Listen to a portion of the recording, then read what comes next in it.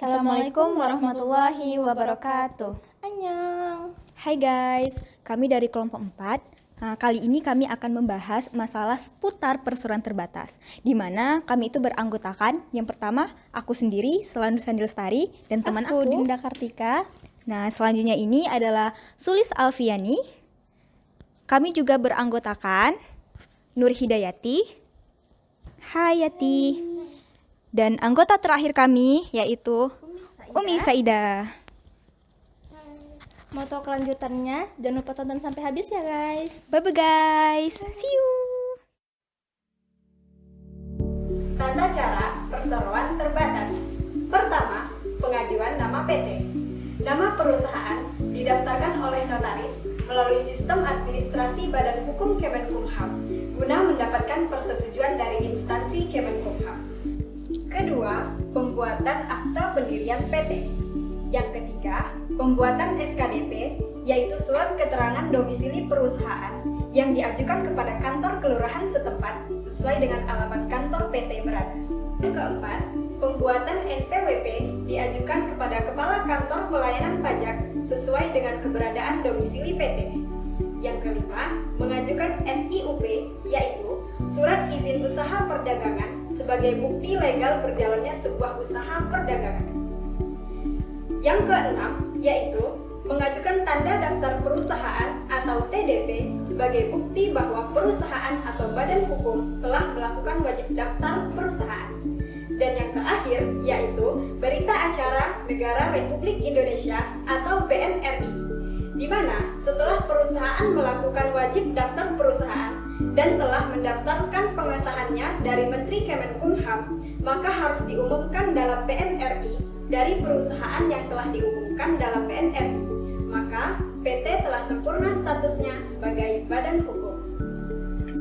Selanjutnya, anggaran dasar perseroan terbatas dan perubahannya.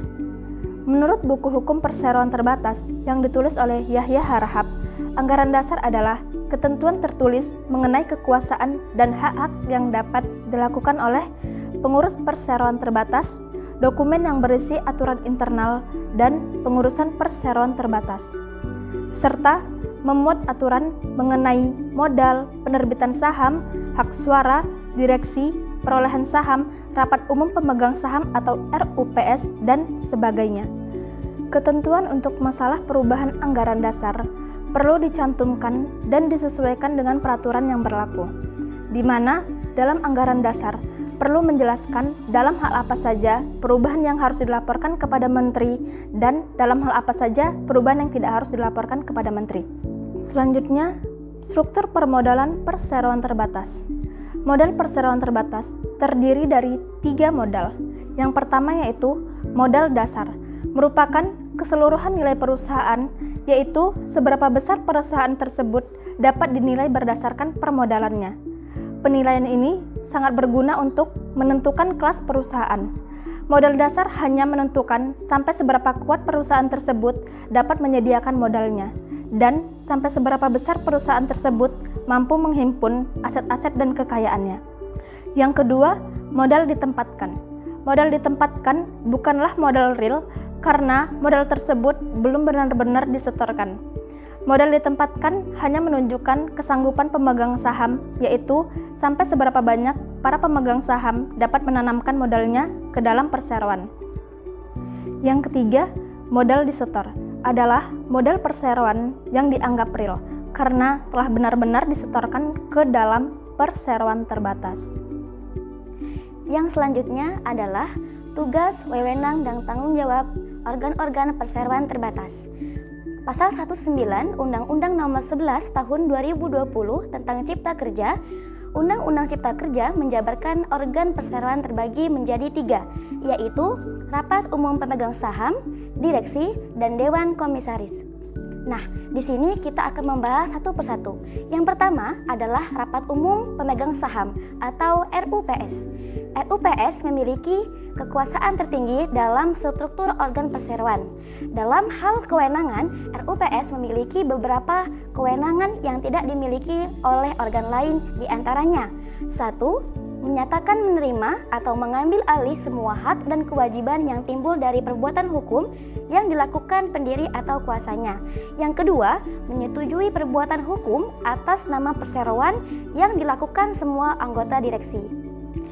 Organ yang kedua adalah direksi. Dalam pasal 19 Undang-Undang Cipta Kerja, direksi didefinisikan sebagai organ perseroan yang berwenang dan bertanggung jawab penuh atas pengurusan perseroan untuk kepentingan perseroan, sesuai dengan maksud dan tujuan perseroan, serta mewakili perseroan, baik di dalam maupun di luar pengadilan, sesuai dengan ketentuan anggaran dasar. Dan organ yang ketiga dari perseroan terbatas adalah komisaris. Pasal 109 Undang-Undang Cipta Kerja mendefinisikan komisaris sebagai organ perseroan yang bertugas melakukan pengawasan secara umum dan atau khusus sesuai dengan anggaran dasar serta memberi nasihat kepada direksi. Penggabungan, peleburan, dan pengambil alihan perseroan terbatas. Penggabungan adalah perbuatan hukum yang dilakukan oleh satu perseroan atau lebih untuk menggabungkan diri dengan perseroan lain yang telah ada, dan selanjutnya perseroan yang menggabungkan diri akan menjadi bubar. Peleburan adalah perbuatan hukum yang dilakukan oleh dua perseroan atau lebih untuk meleburkan diri dengan cara membentuk satu perseroan baru, dan masing-masing perseroan yang meleburkan diri juga akan menjadi bubar. Nah, selanjutnya itu ada pengambil alihan, adalah perbuatan hukum yang dilakukan oleh badan hukum atau orang perseorangan untuk mengambil alih baik seluruh ataupun sebagian besar saham perseroan yang dapat mengakibatkan beralihnya pengendalian terhadap perseroan tersebut. Laporan tahunan adalah keseluruhan laporan perseroan terbatas yang disampaikan oleh direksi kepada Rapat Umum Pemegang Saham atau RUPS setelah ditelaah oleh Dewan Komisaris dalam jangka waktu paling lambat 6 bulan setelah tahun buku perseroan terbatas berakhir. Selanjutnya yang ketujuh, yaitu tanggung jawab sosial PT. Tanggung jawab sosial atau Corporate Social Responsibility, CSR, adalah suatu konsep bahwa organisasi, khususnya perusahaan, memiliki suatu tanggung jawab terhadap konsumen, karyawan, pemegang saham, komunitas, dan lingkungan dalam segala aspek operasional perusahaan, seperti masalah-masalah yang berdampak pada lingkungan, polusi, limbah, keamanan produk, dan tenaga kerja.